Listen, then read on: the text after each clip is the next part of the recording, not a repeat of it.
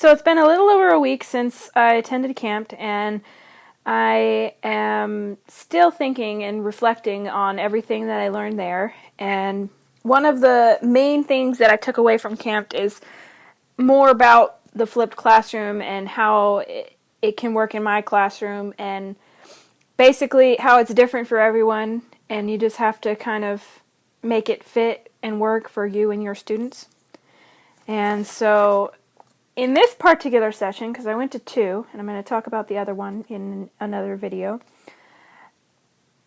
we talked about what the flipped classroom looks like, what the benefits are of a flipped classroom, what the details of what kind of videos to make, what kind of tools that we can use to make those videos, how to post the videos, what kind of tools the students can use, the learning management system, sort of like Edmodo, different ways to keep communication open with the students about their objectives for the class, and also just different other tools that was open to all the teachers in the room to discuss and share what they use in their classrooms. And so basically, what a flipped classroom is in general is where the students, traditionally they would do their homework at home. Well, now they're doing it at school, and instead of doing the instruction in the classroom, they get the instruction at home. And it's basically supposed to allow the teacher to give the students more one-on-one attention. So that differentiated instruction is elaborated in this model. It allows the teacher to be able to differentiate a lot easier than when they were doing traditional lectures. And then also it allows the student to take more control of their learning, because they essentially can pause, repeat, and fast forward or rewind the teacher and the lesson in the video. So the student has control of the pacing of that lesson.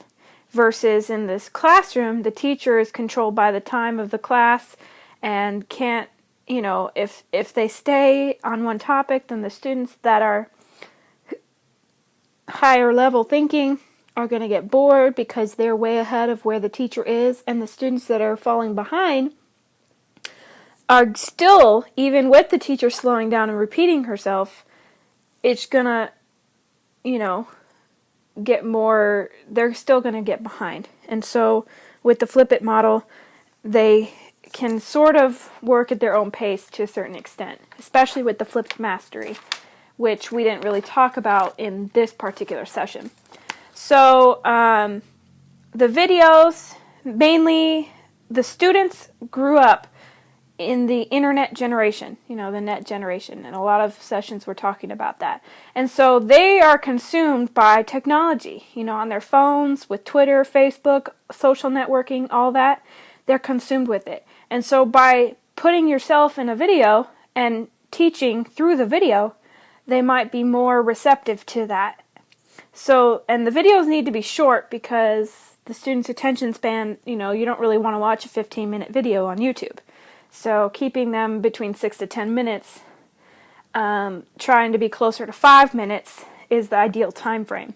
And you can use those, like a lot of the times students' backgrounds, you never know what they're coming from.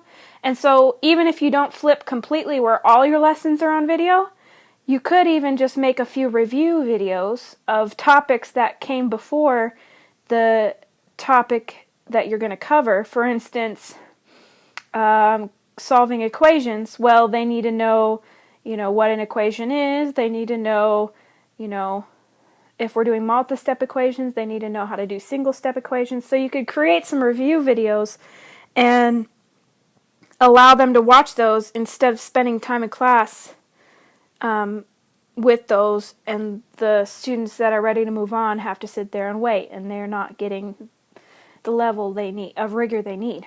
So you could also do proofs, because some students like to know why this particular thing is the way it is. So you could do a video on that proof of that. So, you could say, oh, well, I have a video on that if you'd like to watch that. And it gives the student a choice to do it, but it doesn't make every student have to learn that proof.